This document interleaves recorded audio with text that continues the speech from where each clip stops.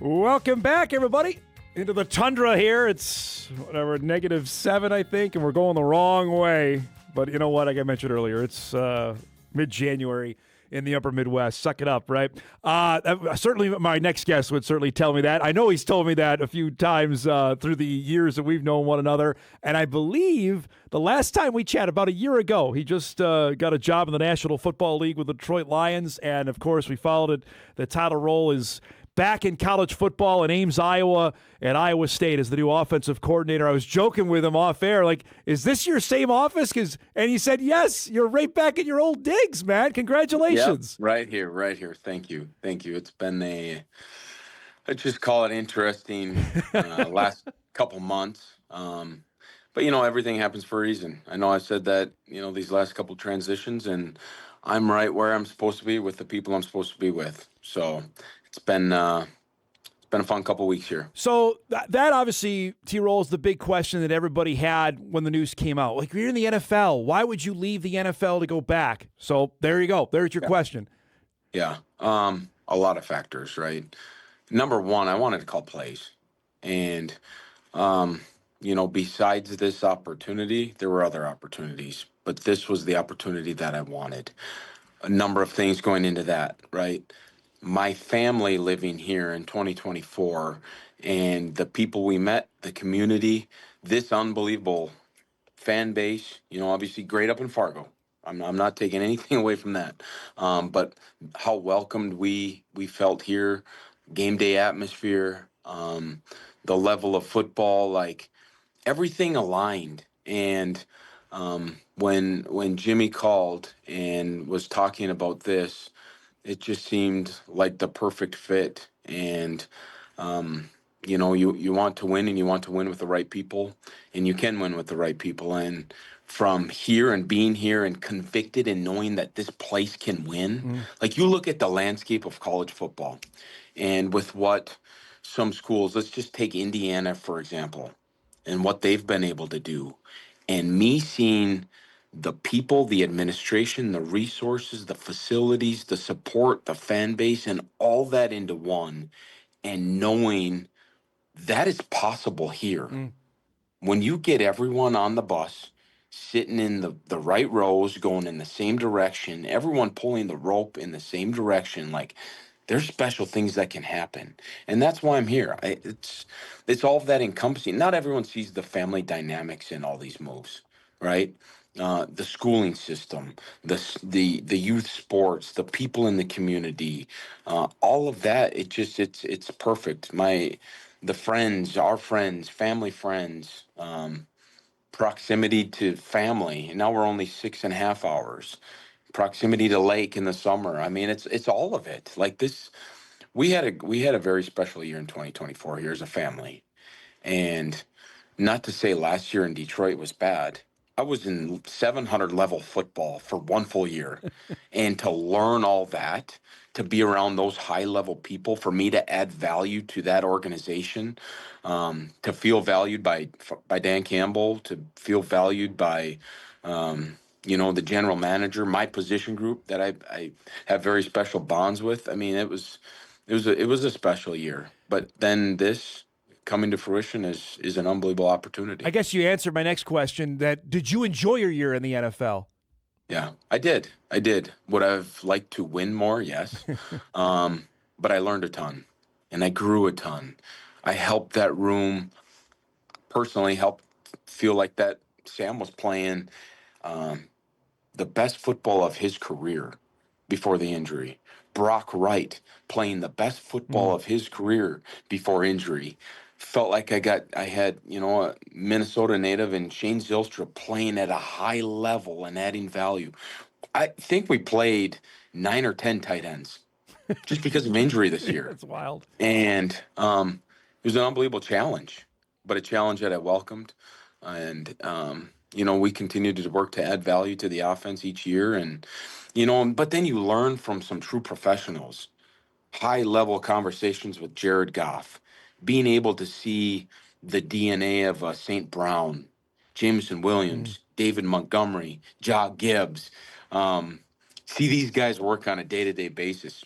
the I think the best offensive lineman in the NFL in Penei Sewell, and seeing and being able to now take those lessons that I learned from that team, special team, that team, to then be able to add value to this offense, to the people that I come in touch with, just because there's unbelievable lessons. Like, who was the first one on the field every single day in Detroit?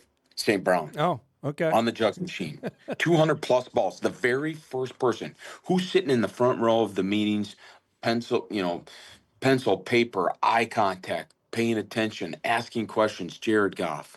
I mean, you were around some very high level professionals, and so it was a year of a lot of growth, positive growth. Was there a pinch me moment? I think I asked you about this about getting the job. So was there a holy cow, I am here, I made it? Oh man, I don't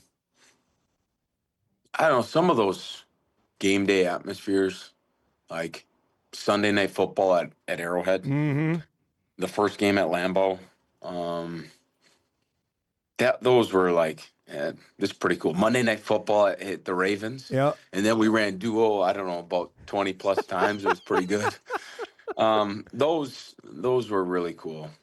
Those were really special moments. Moments you'll cherish for a long, long time because, I don't know. You always, every single day, you felt valued. You felt like you were adding value, or you were a part of something bigger than yourself, and not just another person. That's why it was so special. And Dan will get it going this year. I know that. So they're going to have a very bright future. There's no doubt about that. I have to ask, when you told your son, your oldest, that, hey, we got a chance to go back to Ames, what was his reaction? Shoot, it was my wife and I having a conversation, and he's over here and he's making the decisions now. um, because I don't know, there was a couple other schools, and I always knew where my heart was. Yeah. And he, unfortunately, he's had to move a couple times here in the last 2 years. And he goes, "We're going back to Ames." All right, buddy, you're making the call. So no, this is a great place for him too, because you easily transition in. You get all your buddies. The day you move here, you got a sleepover with your buddy. I mean, it's all of it. I think there's some really high level people within youth sports. He's a part of a great baseball team, baseball program. My daughter's joining the softball now. My 5-year-old daughter, I can't believe she went to preschool on Tuesday. There you go. In gymnastics now. Now she's going to join the softball. So it's a really neat community, where again you're a part of something bigger than yourself. And Cyclone Athletics is, it's a great place because of the people, the fan base, and everything that Cyclone Athletics entails. Everyone's going to point to the fact you're working with some former Jackrabbits. You're working with another Heckendorf. How excited are you about that? Yeah, it's always kind of been in the works. Yeah. I've always had great conversations with Keith, and it just aligned. He was at a point where he was okay giving up play calling, Yeah. to just coach the quarterbacks, and the value that he's added to me already from a pass game standpoint. He's a great asset, and just his wisdom. I'm not going to say he's old, but he's got great wisdom. He's a little bit older than I. Yes. And I'm not 40 yet. I'm getting close. I'm getting close to 40. But he's got such great wisdom and advice. I had that and a quarterback coach at North Dakota State for a long time, and a dear friend in Randy Hedberg. Mm-hmm. And he just someone I could lean on and just have some conversations back and forth with. And I'm able to do that with Keith. Who's the better of the Heckendorfs then? You played with Cole, but Keith was pretty good at St. Cloud State. Harlan Hill. Yeah. Harlan right? Hill winner. So, I don't know. Cole's pretty good. Cole's pretty fast. So Cole played in the NFL a while. He did. It's pretty good stuff. I only have a short amount of time here. I want to get a couple other last things in. Give me a great Jim Kramer story that you can tell us that comes to mind when I ask you one. You brought up that name. I got goosebumps.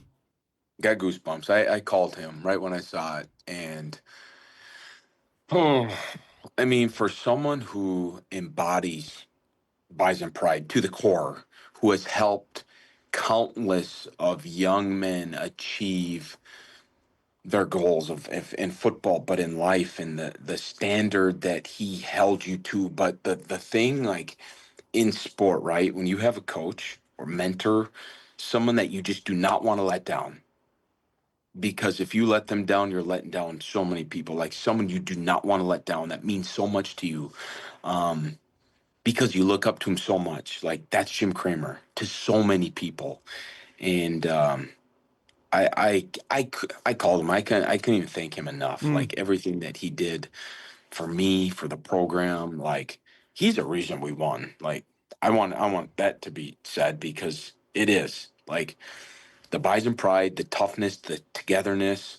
Um, it's what he's done is unbelievable. And like, okay, stories like from a young player, like he'd be in there like doing cleans. He'd have his clean shoes on, and like just how violent he was with the movements and how you wanted to replicate that. Uh, but the level of accountability in the morning and the stories you hear of like, shoot, there was one day in fall camp, I wasn't late much, maybe twice in 5 years. And I think hit the snooze button. I put the phone down, and I think I might have rolled over on it, and I didn't hear it. Knock, knock, knock, knock, knock. He's at my door with a breakfast to go in a brown paper bag. He goes, "We better get going." Yep, we better. So, yeah, but man, Oh, oh, that's good. That's a good one. it's. I mean, that just he means more than what anyone could even ever think of to Bison football. Mm. Last thing, you got to be just over the moon. Two of your former players are playing for the Seahawks next to one another for the chance to go to the Super Bowl, and Gray Zabel and Jalen Sundell. Describe that of seeing those two guys out there all season, and they've been killing it. Yeah, so happy for them. I mean, the conversations that I've had with both of them leading up to leaving NDSU to go try and play in the NFL. I mean, obviously Gray had a much better chance to play in the NFL, and Jalen, like, keep doing this. You can play. Yeah. You're so athletic, big, smart, high IQ. Like, so proud of them. A lot of people don't know that I could have gone to Seattle last year too, Mm. and um, it would have been pretty neat. But everything told me to go to Detroit, and I was so happy that I made that decision. But to have those guys playing next to each other, two different personalities. Gray's Gray's got such a great personality and Yes. smile, and where Jalen's a little bit more serious, meticulous. Um, they balance each other well, but so dang athletic, big, fast. Like you knew right away that those are Yeah. NFL linemen. So proud of them because they've got championship DNA from everything that we did at North Dakota State, and the level of urgency and physicality that they played with to learn to grow. Man, happy for them because what an unbelievable Yeah. opportunity that they have. It's great to see you, bud. I know you're short on Yeah. time, and so are we. We'll do this again once you got your feet underneath you and get ready for the season, okay? Yeah, great. Sounds good. I Good to see appreciate you, you bud. having me on. Thanks, man. Yeah, we'll Good to see ya. you. There he goes. Tyler Roehl, pride of West Fargo, Iowa State offensive coordinator, joining us here this morning. All right, we'll break. We come back. NDSU Athletic Director Matt Larson's going to join us in studio for the next hour. We got a lot to hit on. The AD will join us on the other side of the break. Hot Mike returns on WDAY Extra right after this.